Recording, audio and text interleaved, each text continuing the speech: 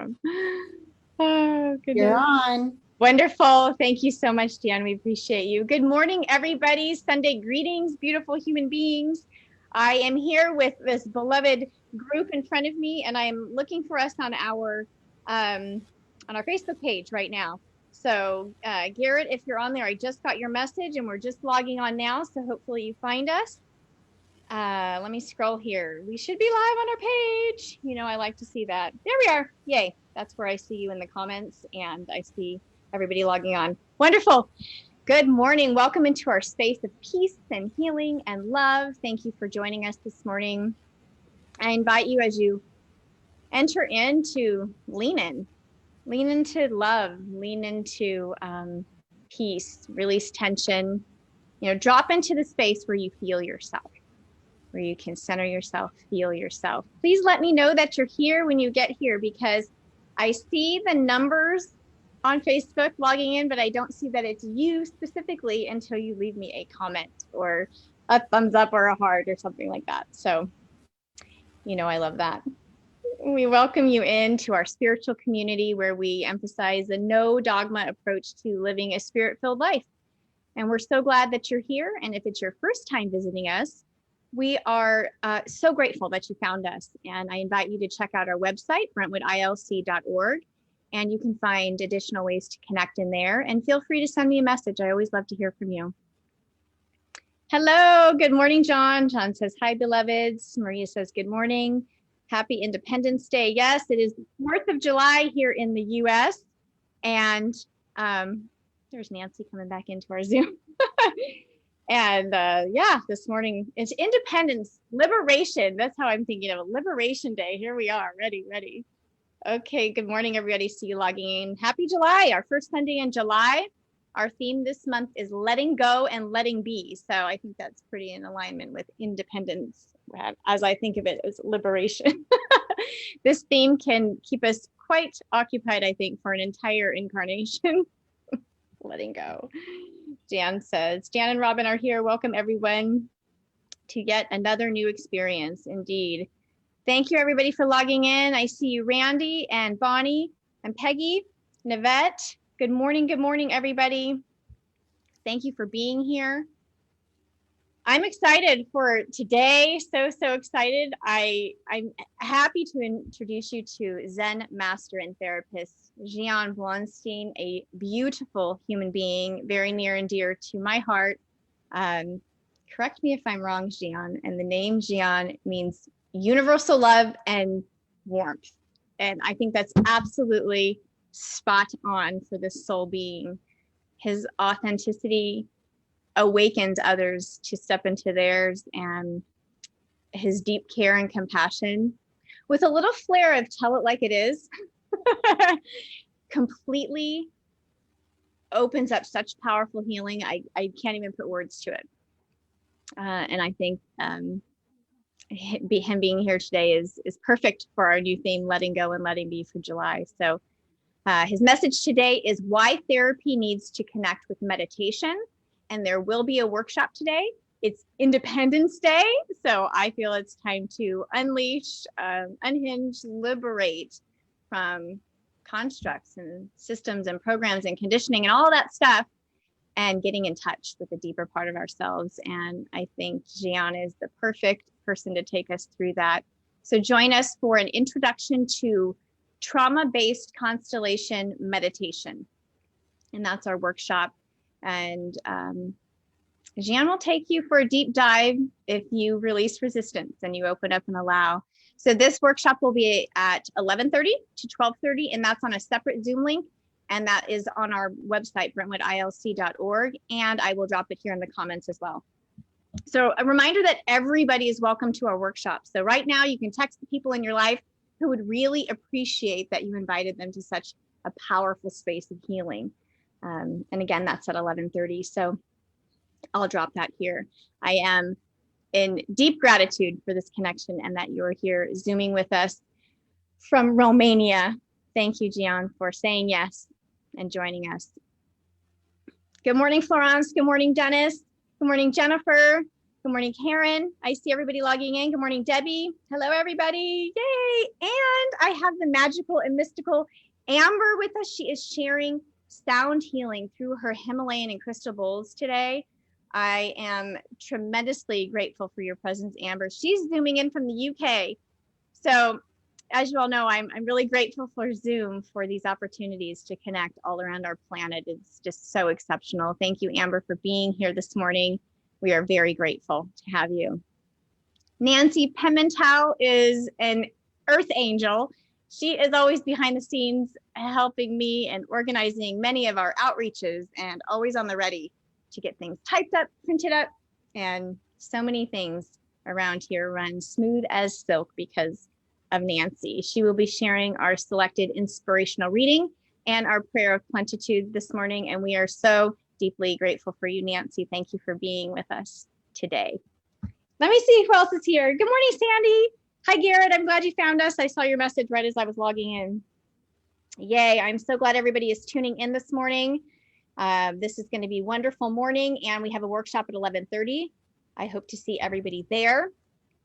Thank you. Thank you for committing your energy and coming together to activate the vibration of this community where we are truly dedicated to personal transformation, and we're interested in liberating belief systems and living on purpose and radiating peace and kindness and compassion into the world. We're a unique model. We share lots of voices, and we just allow the unfoldment of wisdom and a space for inspiration and aliveness to be experienced by us here tuning in. Good morning, Paris. Yay. It's fun when I look down everyone's logging in. It's like the feed goes faster.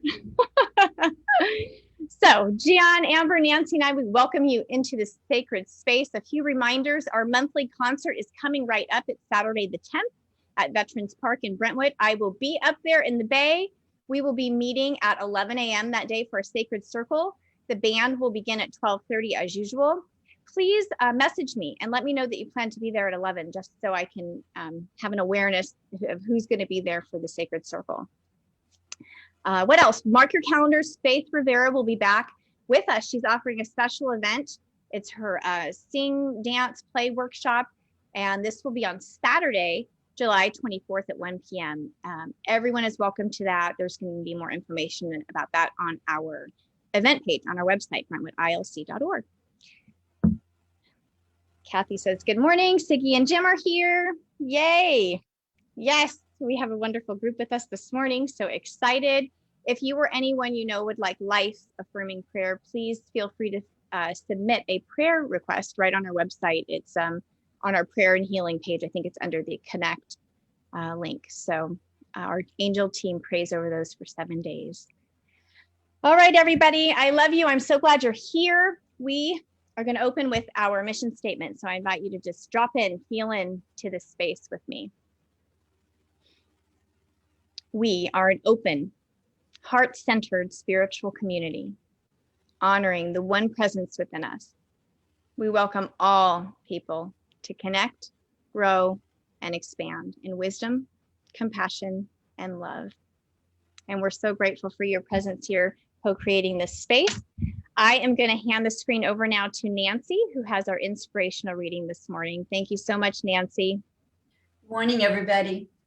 Our theme for July is letting go and letting be. Harriet Lerner, PhD, author of The Dance of Connection, wrote this article for Psychology Today. She begins, here is my favorite Zen story about letting go and moving on.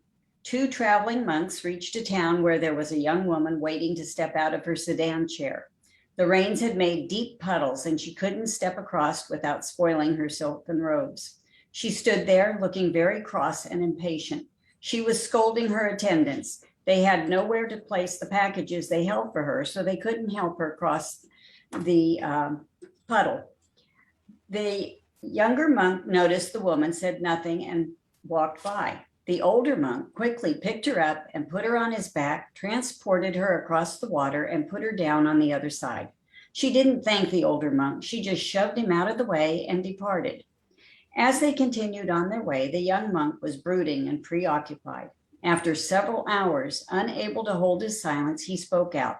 That woman back there was very selfish and rude. but you picked her up on your back and carried her. And then she didn't even thank you. I set the woman down hours ago, the older monk replied. Why are you still carrying her? Harriet Lerner continues. It feels good to let go, not when other people tell us to let go and move on, but when we ourselves see the necessity of it. Letting go doesn't mean forgetting or whitewashing the other person's behavior.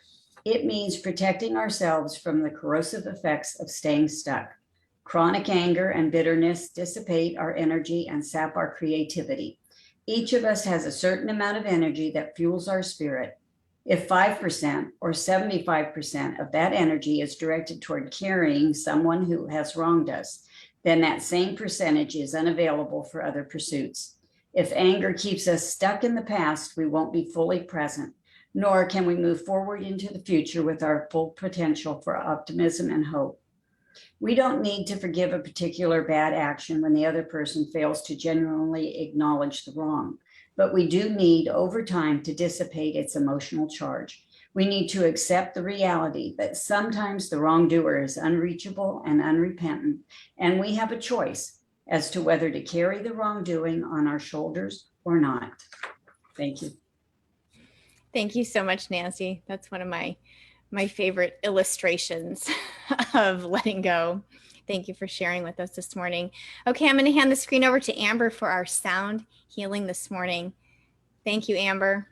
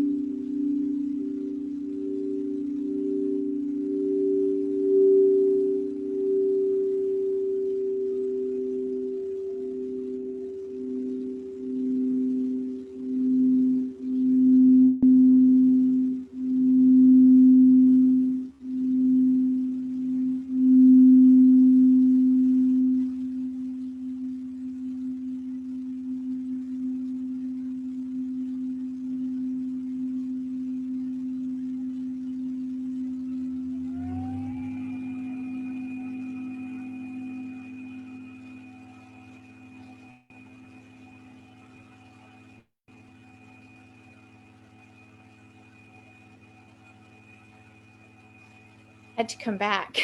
Thank you, Amber. Oh, is everybody dropped in now, feeling the...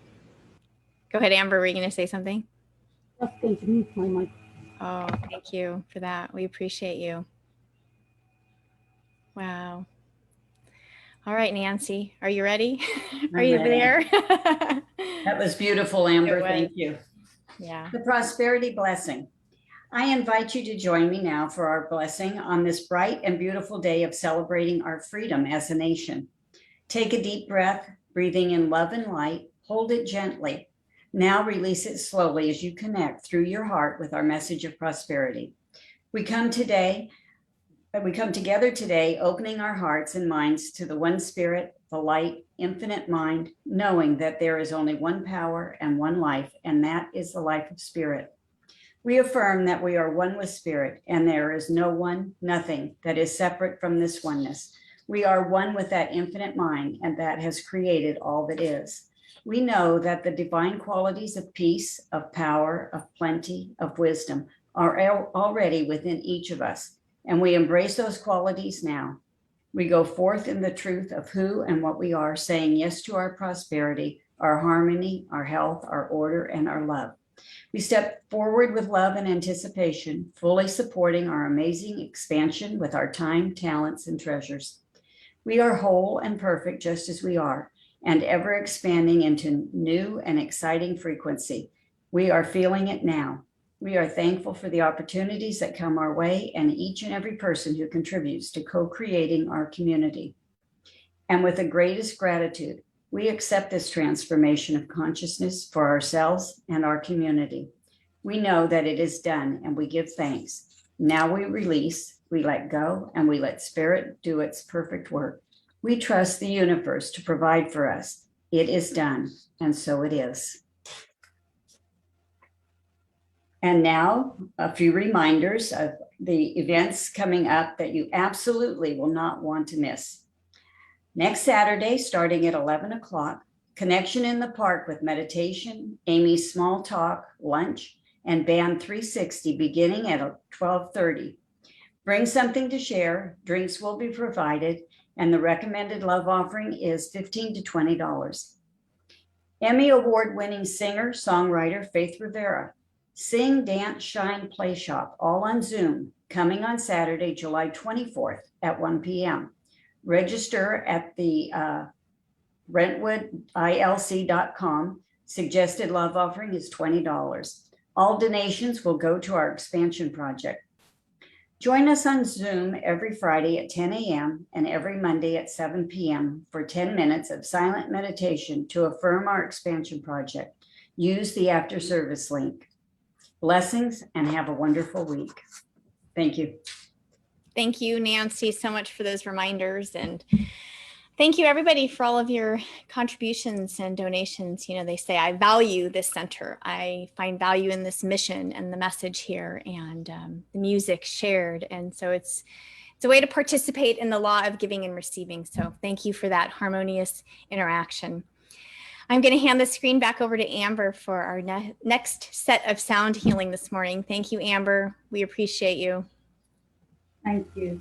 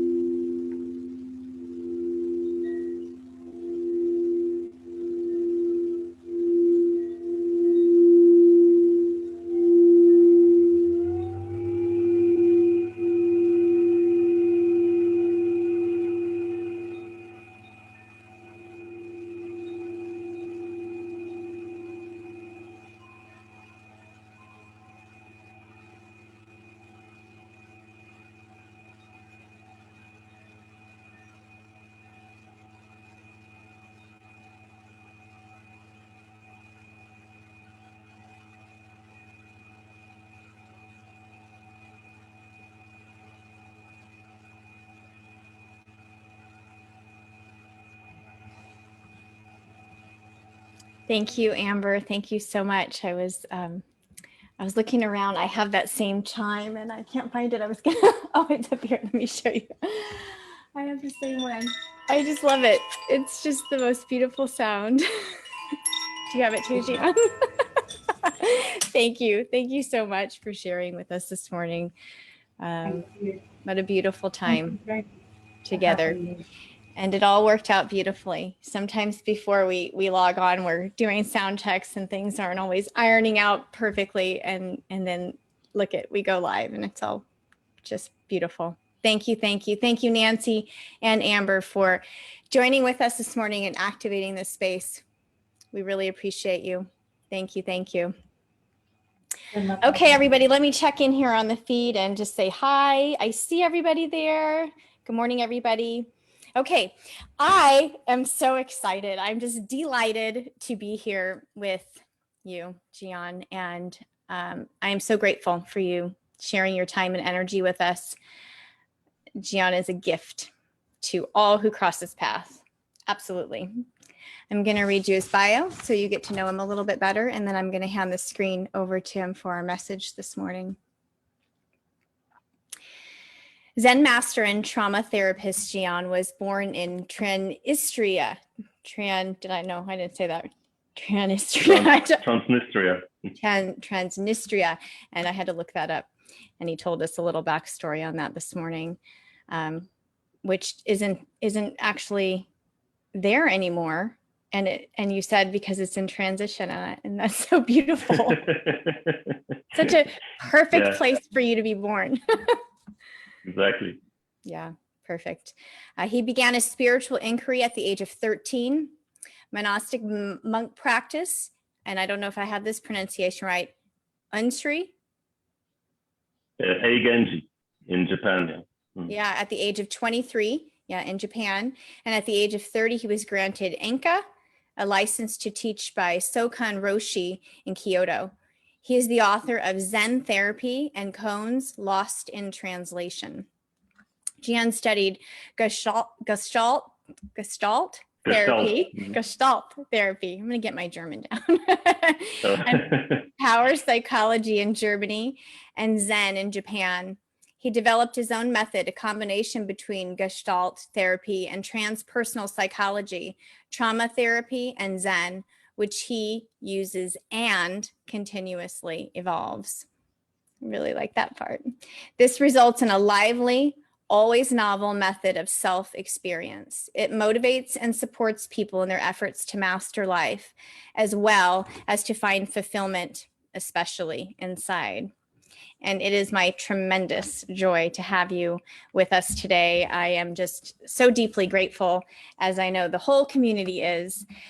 So good morning, everybody. I see you there. I'm going to invite us into prayer, and then I'm going to hand the screen over to Gian for our message this morning. And then if we have a little time to do a little Q&A at the end, we will. If not, we'll just pop over to the Zoom link for the workshop at 11:30. We'll kind of see. Oh, I invite you to drop into your center, your heart space, and feel into gratitude. So deeply grateful to be here now, full of this breath and this every step we take, and thankful to gather in this space of friendship and community. With open hearts, we evoke what is already here within us. This likeness, this connection with the one power that unifies us all in a space of divine harmony. We accept and we claim patience, compassion, joy, as we see with the eyes of love and we walk with the feet of peace, and we continuously allow limitless possibility to flow and emerge in, through, and as us. We claim that this is a sacred day and a sacred space, and we are glad, and we are rejoicing and renewing in this space. We are so deeply grateful for the gift of Zen master and therapist Gian today, and we surround him in our appreciation and our love, and we empty ourselves. We empty these vessels to make space for what is to be revealed. We're spreading upwards to the skies and downwards into the depths and outwards. And I release this word into the great expanse of awareness and possibility, knowing that all is done.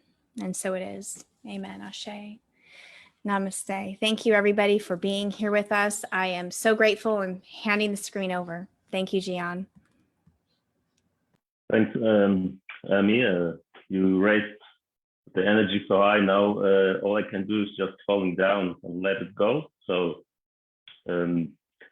miraculously, I have two topics I would like to talk about. I guess we will not have so much time right now, but one topic is the story with the lady which passed the lake, and the other story is Independence Day. Yeah, the story with the ladies passing the lake is a common story. Everyone knows about it, and it's the end of the story is basically to let go, and that was today described also. But there is a hidden secret and hidden message in that story. So kind of like the Da Vinci Code. You see something and obvious to the eye, but then there is something also hidden to it. And since it is a Zen story, often these Zen stories are also koans, and koans are kind of a riddle. But riddles which we cannot understand with our mind, we have to meditate with them and allow ourselves to become it. And so the obvious, the rational outcome of the story is that you bring the woman and then over to the lake or river, and then you let it go. You don't hold on to it. That is the common understanding. It's very logical. But in Zen, the koan would be actually like the essence of the story is actually in the middle of the story. So the monk, the master, the Zen master, and his disciple walking, and then there is this beautiful lady, and he takes that beautiful lady and he puts her on his shoulder and or takes her and then goes over the lake, the river, right? So this moment when he's actually holding this lady, that's a very important moment. Because here in this moment, he's not yet letting it go. He's holding the lady. And now the koan is something you can only understand when you live it. So hold the lady, imagine you're holding the lady or holding the young man or whatever that's holding that.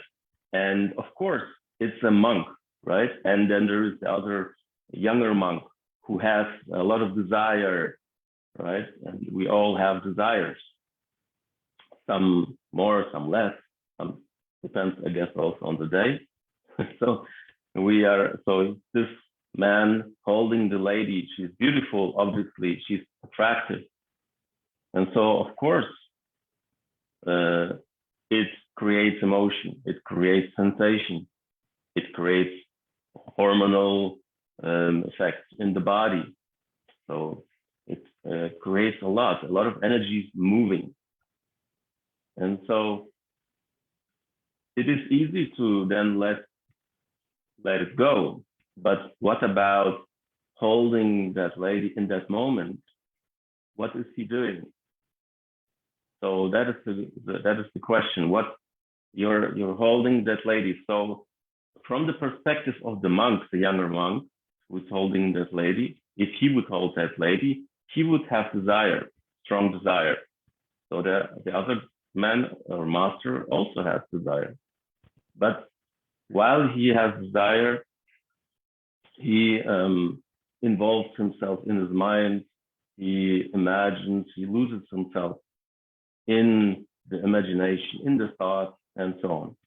And then, because he's a monk, he will fight the desire, he will resist the desire, he will try to overcome it, he will try to, then he feels bad about himself. Oh, I have desire. I shouldn't have desire because I'm a monk. so all that happens in a split second, right? And we all know this kind of sensations, feelings usually. So this teacher who's holding this lady, he has also desires. He has also that sensation. He recognizes a beautiful woman and he enjoys her beauty, and he actually allows his desire and his sense of beauty, and he actually enjoys it. He actually enjoys the beauty. He enjoys it, and he lets it flow through him. And talking about beauty and desire, yeah, in Taoism, also in the Freudian psychology, it's all about sexual energy. So of course, sexual energy flows through us. The monk is fighting it. He wants to be a monk. He identifies with being a monk. So he doesn't want to allow sexual energy because he believes it's bad to have this energy. It's a sin maybe. But for the teacher, it is not a sin. It's just an energy which he can allow to flow through him. And he can even enjoy that energy. He doesn't put any resistance to it. So what is that about? This is about to have attachment, so to hold something as an attachment, and at the same time, not to be attached. So that is what actually means to let it be. So let it be is not letting go. Let it be is to, so that is letting go, and that is holding, and that is letting it be. So letting it be means that we can have attachment, but we don't need to attach to it. We can have something, we can have desire, for example, but we don't need to hold on tightly to it. We can let it be. And that is, the core of this story. Still, it is a core because you will have to meditate on it in order to really understand it, because then understanding means to live it and to express it in activity in your life, not just in your mind.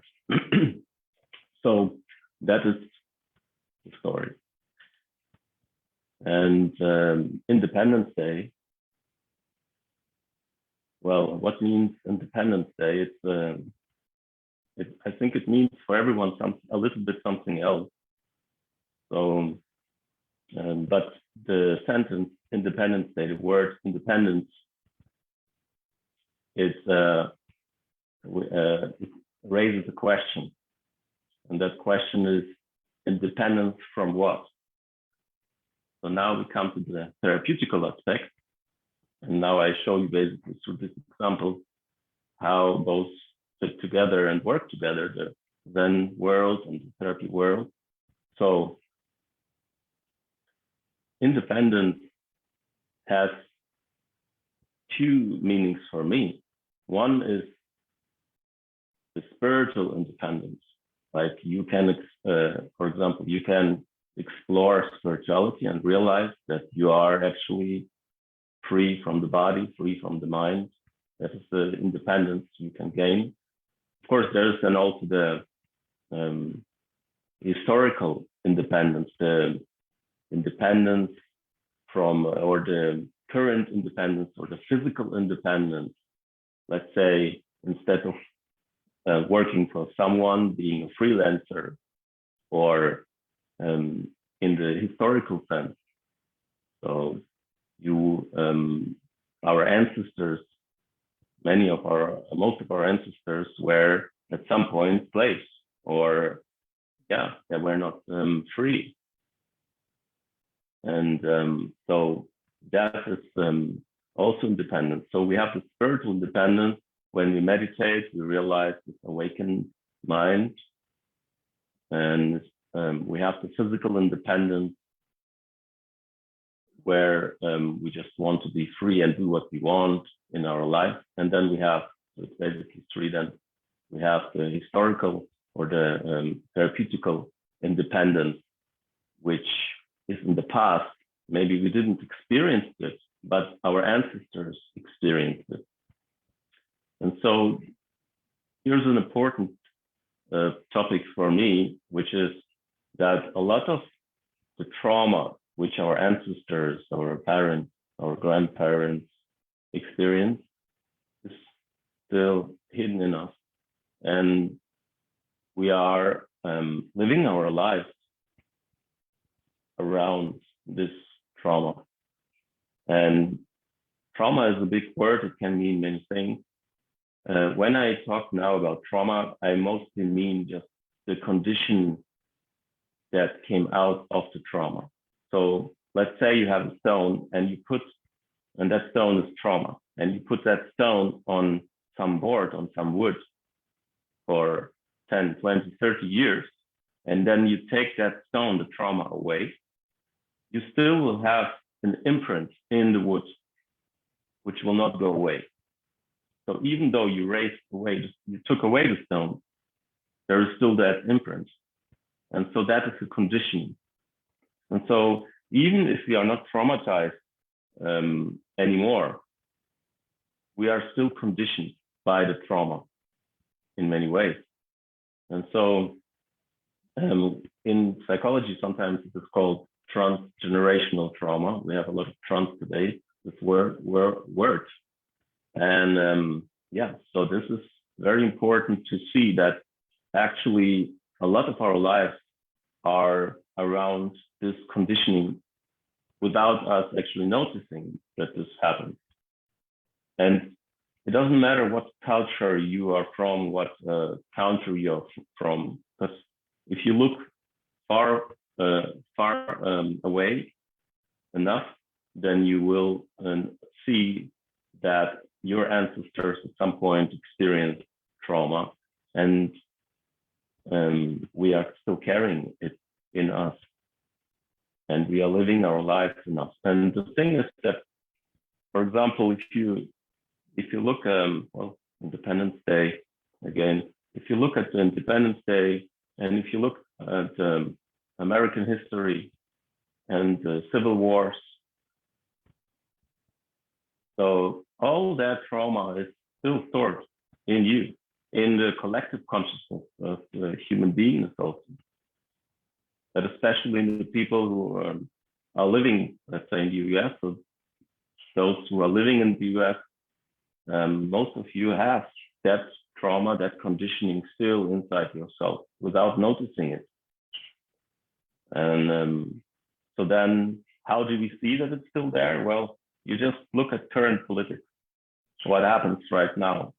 Because what happens is, for a while, when we resist trauma, when we don't work on it, we can function. But at some point, it just becomes more and more of an issue until it just boils down. And that's exactly what you can see in the US right now, for a while already, that there are a lot of people are fighting each other over political issues, which are actually has nothing, or let's say 99% has nothing to do with politics, but a lot about trauma and conditioning. And so as more we are traumatized and conditioned, and as more we push it away, and we actually create an identity around the trauma. And so then that identity is like a religion, and we want to fight for it, and we want to die for it, and we want to maybe even hurt someone for it. And so a lot of the political rhetoric and fights which we see is actually just people who are traumatized with other people who are traumatized, projecting their trauma on the other, and so on. So it's just a never-ending circle. And it will never change, because as long we don't look really at the source of the reason of that, a deeper reason, if you don't find that, then all we do is just projecting, and we will always find another way of projecting. So that is why in the Jungian psychology, Jung stated it very nicely. He said, that all of our wars that we see and all of our problems in our society, in our lives, and everything we see, even the climate change, the climate, all the climate problems that we are facing right now, the pollution, all that is actually the result of the suppressed unconsciousness in the individual. So all that, every individual suppressing their emotion, his or her emotion, that is reflected in the collective, and then through the collective in the outside. So that is why meditation alone will raise our vibration. It can also help us to see our true nature, but it does not necessarily touch our psyche, where all the trauma is stored and so on. So unfortunately, many people nowadays use spirituality in order to escape their psyche, their mind, and their trouble. And that is what meditation may do for some people, but actually Zen meditation is not about that at all. Zen is, you can say, not even meditation. It is facing the now, and facing the now is including your past, your future, all in one. So we have to face our past, and we have to face even our future, because the now is actually the wholeness of past, future, and present. Yeah, so that is why we have to practice, also do some therapy work. In the old times, it was like vision quest, or still with some people, or taking some like ayahuasca. And yeah, so therapy work can be actually all of that. It can be like ayahuasca and vision quest. So if you do it right, if it's not made mentally only, unfortunately it is often, and it is taught very mentally, but also not many people are ready for deep therapy work. You have to be ready for that. You have to be ready to face your shadows, face your fears. Yeah, many people just want to talk about it, or just tell a story, or just speak out from their heart some trouble, but not necessarily want to go deeper than that.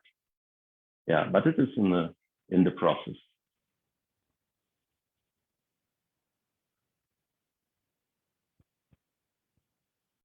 Yeah, I could elaborate on that much longer, but I think I just summed it up. And if you have any questions. Okay, yeah, that's great. I could just listen for much longer.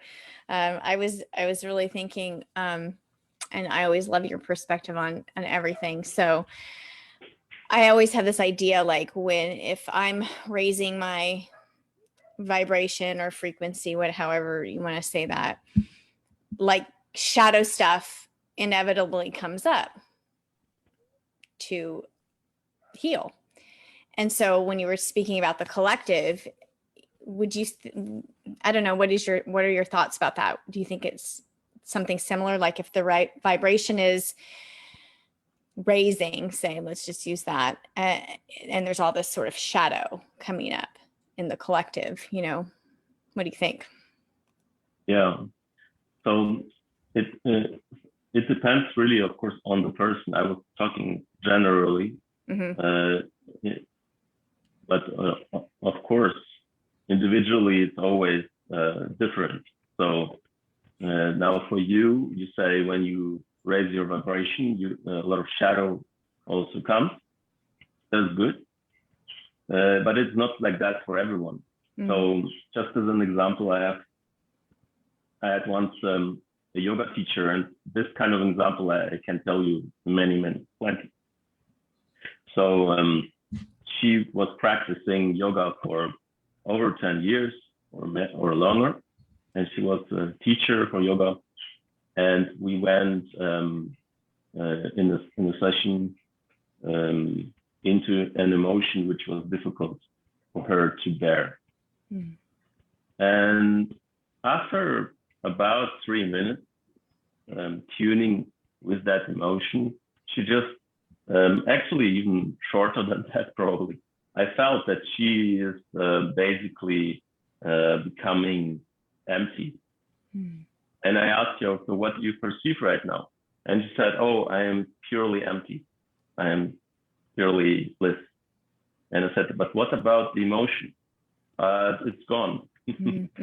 Where is it? It was just a moment ago. It was there. So how can it be just gone?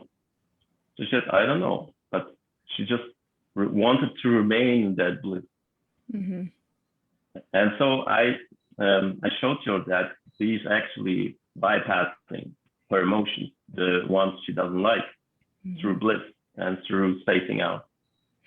And so rather than including the emotion and learning how to live it out and allow it to flow, she's just resisting it. She's just putting it aside completely and going into a higher state of mind, whatever that is. And so it works for her, but the trouble about it, that is that it's still there. The emotion is still there. She still didn't learn how to deal with that emotion. And it's in her. And it's, of course, everyone is doing that. It's thousands, millions of people are doing exactly that. We have a pollution, an energetical pollution going on, actually. Right. And that energetical pollution is, we can see in the world. All that pollution, all that suppressed emotion, which we have, fears, anger, and so on, trauma, hurt, we actually can see that pollution in the outside world. It's a direct projection. So all the pollution in this world, we can see. Before, the projection was wars. And now, because people are tired of wars, it is climate pollution. So the whole pollution and climate change and so on. So it will always be projecting like that. That's the problem. Even if you put all the spiritual people on one beautiful island, they will find a way to kill each other. And they will find a way to how to, not them, but their trauma, their hurt, all the things that they suppress, it will find a way to be expressed, to be shown. Because the good news is that actually the reason why it happens is because the trauma wants to be healed, the hurt wants to be healed, but it has no way in your consciousness because you don't want to see it, you don't want to feel it, you don't want to look at it. So then it shows itself from the outside, that or through sickness inside you physically, or then ultimately through the outside. You know, so that is just the broader way. But individually for you, if you raise your vibration and you feel this is coming up, there is another shadow which can be too sometimes, and I see it in therapists and people who are working with being therapists or teachers, which is an opposite shadow, and that is to be attached to pain and suffering, and to always seek the darkness and never go into the light and just enjoy, you know. So that can be also a shadow. I know that shadow because that's a very strong one in me, and that's the shadow which helped me also to develop. So every shadow has also light in it. It's only, actually, there is a big misunderstanding about shadow. Shadow is nothing bad. Yeah. And shadow is actually gold, pure gold. Yeah. It's the most valuable thing we can have as human beings within ourselves for spiritual and mental growth. The thing, why we call it shadow is not because it's bad. The reason why we call it shadow is actually because we don't want to see it. We cannot see it. We are afraid to look at it. And that is why it becomes then a shadow, because in the moment we look at it, it's not a shadow anymore. Right. Yeah. Thank you. Thank you for saying that. Sometimes I think there's misunderstanding about shadow. Right. Yeah. It is gold. I'm going to use your line. It is gold. And for me, it's always about, like what's, Yeah, just getting in alignment. So I could go on and on. I won't. Let's check into the feed here and see if there are any questions, comments, your opportunity to check in with Zen Master Jion. Garrett asks, what about trauma from divorce or rejection? What about it? It's trauma. Any trauma has to be looked at. Doesn't matter from where it comes. But if you ask that question, it means you're already aware of that. So that is very good. And that means you will be at some point in the process to heal it. Yeah, but I understand. I just talked now about basically transgenerational trauma and trauma from the past. But individual trauma is, of course, as important. Mm-hmm. The thing is that it's all intertwined, it's interconnected. So sometimes we have to actually heal first transgenerational trauma before we can heal our current trauma. But in the most cases, we all always come to the same point, to the right point by itself. So it doesn't matter where you start, because you will always end up at the right point. Always lead to Rome. So doesn't really matter what trauma you are working on. And now, I guess I will say another thing which is very important to me. Maybe it's too much, but already. Which is about trauma. Another misconception about trauma is that we have to. That the trauma work is actually about healing trauma. So trauma work is not centered, at least in my work. Okay, I speak from my standpoint, not from another therapist standpoint or from clinical psychology standpoint. This is just my own development of therapy. So in my development, trauma work is not to heal trauma. It's not the main goal to heal trauma. The reason why we do trauma work is actually to learn to become more conscious, to become more aware, and how to deal with situations, with life as it comes to us, how to allow it to flow through us without so much resistance. And that is what trauma work can teach us. And so when we go into trauma work, we are actually learning the alphabet of emotions. We are learning the alphabet of feelings and the energy body and so on. And that is what is important, because if we would actually have already known it, we wouldn't even come to trauma in the first place. Right. So learning to heal trauma, healing trauma, but focusing on that, but never actually becoming more conscious and just being attached to the pain, and more pain, it becomes just another addiction. Trauma work can be, therapy work can be addictive as anything else. So, yeah. Yeah, thank you for sharing that. I think it's very important. Okay, Jim is asking, I hope I understood this correctly. Can you speak more to how what resides in our unconscious individually affects us at a collective level? Yeah. So what resides in the individual and then affects the collective level, is that right?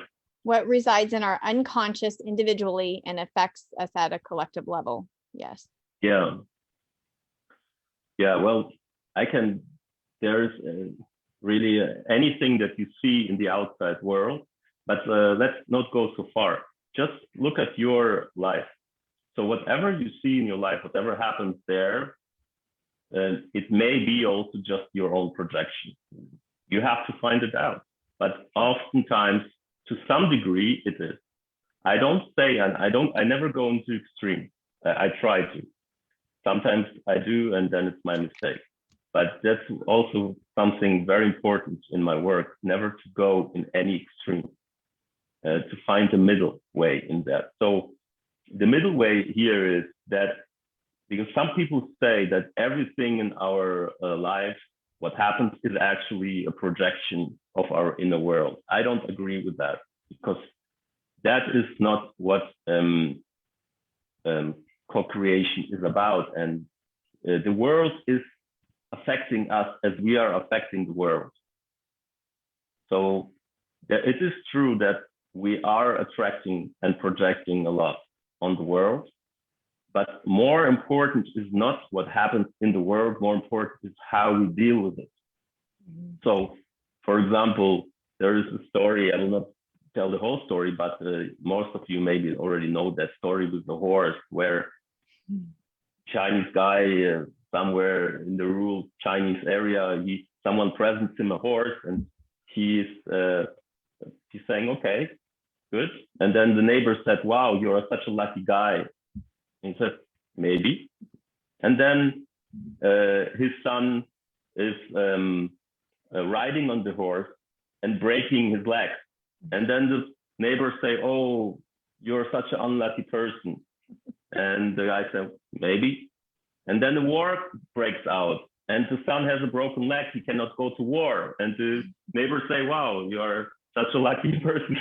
So, yeah, so it's really a matter of how you deal with life, how you allow it to flow through you, and in good faith, but also conscious. Not just, oh, I am closing my eyes, closing my ears. I don't see, I don't hear, I don't speak, but I trust in God. No, that's not how it works. There is the saying that God helps those who help themselves. And that has some meaning, because we have to become aware. We have to become awake, wake up. And then when we are awake, then we can let go. Then we can surrender, let's say. But if you are closing your eyes, closing your ears, closing everything, and say, I am surrendering, that's not surrender, that's just giving up. That's just going to sleep. So yeah, there is a huge difference to that. Yeah, so just look at your life, and you can use it if you want for a while. You can use it as like a koan and say that everything that happens in life is just my own projection. But don't see it as a dogma. Just use it as a meditation for a while and see what it does to you. So let's say someone is angry at you, and instead of saying, yeah, you shouldn't be angry at me or whatever, or fighting with that person, you just say, okay, maybe it has something to do with me. But here it comes the point. If you were hurt in your life, if you're traumatized, that exercise may be very bad for you.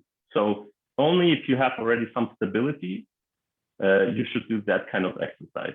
Okay, so if you are hurt in your life, you actually shouldn't do this exercise. You should actually learn first boundaries.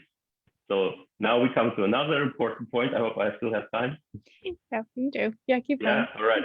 Okay, so last point here is boundaries.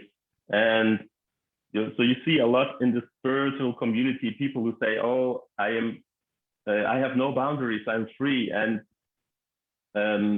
I shouldn't have any boundaries. And then they're wondering why people are hurting them so often. They're like, why did you hurt me? Why did you hurt me? You know? And yeah, because you don't have boundaries. And why many people don't like this sentence of having no boundaries? Well, there is a therapeutical explanation for that. And that is that many people actually were abused in their childhood. And so they never learned to set boundaries and to have a self-worth. And so then the spiritual concept comes very handy to them. Then they are, oh, I'm now free of boundaries, and I surrender to whatever happens. And my husband is beating me, but I surrender to that. Actually, this is now we come even to transgenerational trauma, which is that many women in the past experienced were basically under the man, completely under the domination of man. And so the man and the church constantly told the women that they should just accept whatever violence they experience because it is God's will, so to say. Right. And so many women were in this way traumatized, and still are, or conditioned at least, without even knowing that. Right. You see, so you see how everything is interconnected. So that's why we need to work on this. We need to look at it. And if we just meditate, but we don't see all this trauma, we don't address it, it remains and it will project itself on others and on the world, and it will just find other ways to show itself. Yeah, so this is why it's important. Yeah, now I forgot already where I was, but I think it's a good Okay, it's end. perfect. It's all perfect and really important points. Boundaries is definitely for sure. I'm glad we went there. Amber we'll have one more question. Amber has a question. So awareness of trauma teaches us how to understand it by feeling into it.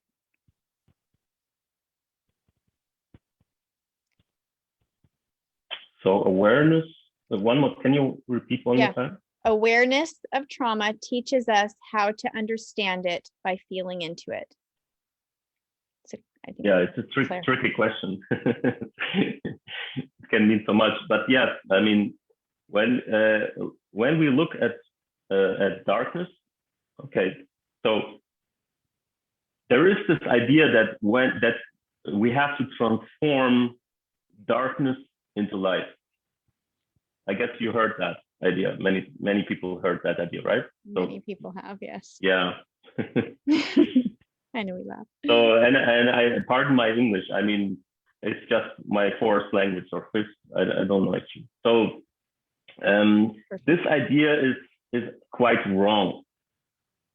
There is this sentence, lux in tenebris. Lux in tenebris. I think it's from the Greek, and it means to find the light within the darkness. It doesn't speak about transforming darkness into light. To see the light within the darkness. Mm-hmm. So that is what means lux in tenebris. And so what we do in therapy work is we are not transforming the trauma, we are finding the light in it. We are looking at it, and then, yes, there comes also understanding, but there comes even more than that. And we can actually use trauma like a wave. All we need to do is we need to get to the shop, the next shop, get us a board, a surfboard, and then we can surf trauma. Yeah, if you need a surfboard, all we need to do is finding a good surfer. That's your surfboard, and for a while at least, until you have it inside you. And so, like in anything, you need a teacher usually, depending, of course, also how far you want to go. Yeah, if you want to become an athlete, you definitely need a coach. So, finding that, learning how to use trauma or hurt to awaken. And it's very important to see that, because the other side is what we have right now. People who are spiritual, who are practicing spirituality for 40, 50 years, were masters, but then you hear so much about abuse and sexual harassment and children stories and so on. So this is addiction. So why is that? It's because the psyche is completely ignored, and that is why. Okay, we cannot ignore the psyche. And last thing is very short, is we have to see also the connection between the psychological disposition and spirituality. What happens if a narcissist meets spirituality? What happens if a bipolar person meets spirituality? What happens if a psychopath meets spirituality? If you have any kind of disposition and you meet spirituality, something very interesting can happen. So an Eastern egg, I call it. So yeah. So. That's a whole nother topic. Okay, Paris has a question, and I know I said we'd end with the last one, but I think we'll go to this one because I think you just started to touch on it a little bit with the psyche. So let's do this, and then And then that's it, everybody. Then I'm going to cut off the questions because we're going to jump over to the workshop because it's 10 after 11 right now. So Paris asks, Jion, returning to the monk story, which I'm finding myself feeling semi-alienated by, was told from a particularly male lens. The two male monks sexually and otherwise stirred by the beautiful female. What would happen if we explored that story by adjusting the genders? Perhaps the two monks were female walking past a male behaving arrogantly, or two female monks walking past the same woman behaving arrogantly. Perhaps triggered, yes, but in very different ways. Letting go, how is that possible from different life experiences? That's a smart ass question. She's a smart girl. But I like it. Yeah, but I'm not sure if I will be able to really answer that question in a couple minutes. But all I can say is that it's not really about the story. It's about that's the thing that's the whole problem, that we focus so much on identity. So the good thing is that for the most humans, they are so stuck in their identity. I am man, I am woman, I am transgender, whatever identity you have. I am American, I am Russian, I am whatever. All that identities, or I believe in this soccer player and or national team, and then or political party, and it's all about identity, really. It all comes back to identity. And so holding on to that identity in itself, that's the whole issue. That's actually, if you look at what I said about attachment, it's the last attachment that we have. It's identity. We are identified with our attachment so much that we fight for it. And so the good thing is that all these discussions that we have now around, let's say, identity, the good thing about it is that, okay, people get triggered. And so they have to question things. That's the good thing. The bad thing is that they don't see that it has to go beyond at some point, and it will. Unfortunately, we don't know when. So maybe it will happen in 100 years. People realize, okay, you know what? Maybe it's not so important what identity I have. Maybe it's just the most important is, what am I actually? Who am I truly beyond the identity? So I am not against identity at all. I'm not even against the ego. I'm not against the individual. I am for ego, for identity, for the individual. But holding to it so tightly rather than just allowing it to be, that's the key. That's a good point? No, but it's all right.